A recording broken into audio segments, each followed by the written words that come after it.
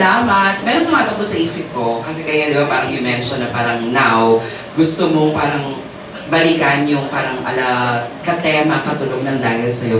Di ba sa generation natin ngayon, sobrang dami ng mga indie artists na talagang bumulusok sila, tumodo sila. Is there a time na naisip mo rin na parang something like ganun yung mga i-produce mo? Di ba meron yung mga Oxyhina, yung mga ganyan ngayon? Actually, ngayon mas gusto ko nga,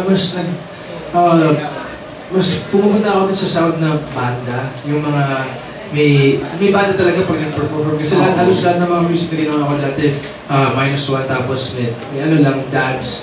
Ngayon parang mas nagugustuhan ko yung style na lahat, everyone can sing, laid back, and kind of like an anthem rather than a dance song, if that makes sense. So gusto ko rin gumawa ng mga ganun.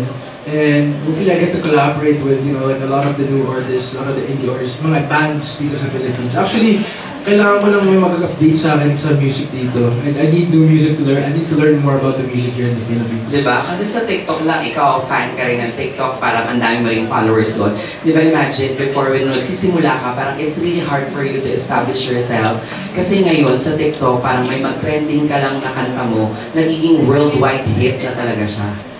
Yes, sa TikTok? Yes. Yes, I mean, now, that's the only way to find out music nowadays. Diba, TikTok na talaga. Kapag nag-trend yung isang kantang ginawa mo, ginawa siya, in-stitch siya, ganyan. Exactly. Ang dali na to promote. Unlike nung dati talaga, kailangan itong marinig at kailangan itong masabayan at ma-LSS ang ating mga listeners. Yun, ganyan. So ngayon, Inigo, di ba, maraming nakakamiss sa'yo on TV. Paano yun?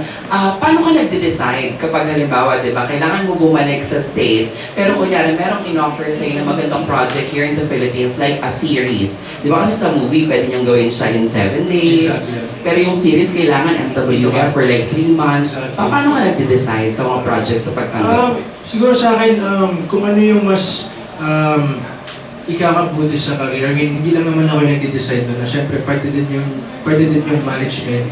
Malaki din yung say nila doon sa mga ginagawa kong proyekto. Hindi lang naman ako yung mag-decide ng ano dapat kong gawin. Pero, wala pa naman ako sa sitwasyon or hindi pa ako nalalagay sa sitwasyon na kailangan kong pumili kung anong kailangan kong gawin. In a way, nagkakawan pa rin ng paraan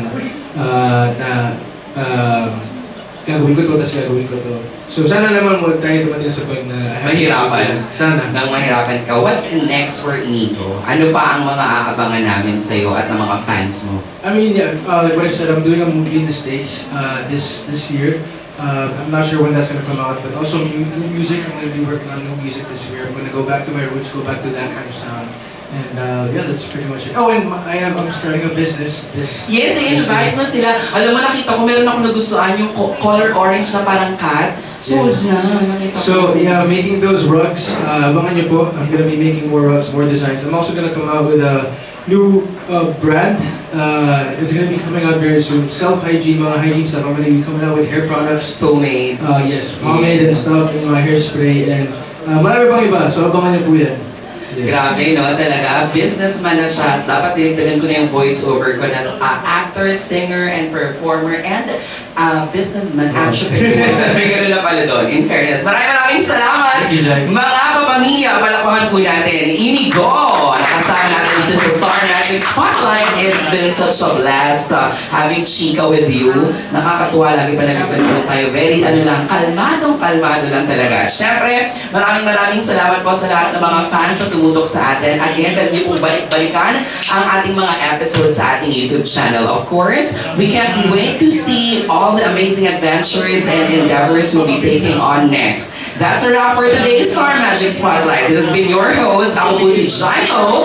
Maraming salamat for joining us. Happy weekend and we'll see you again next month. Bye!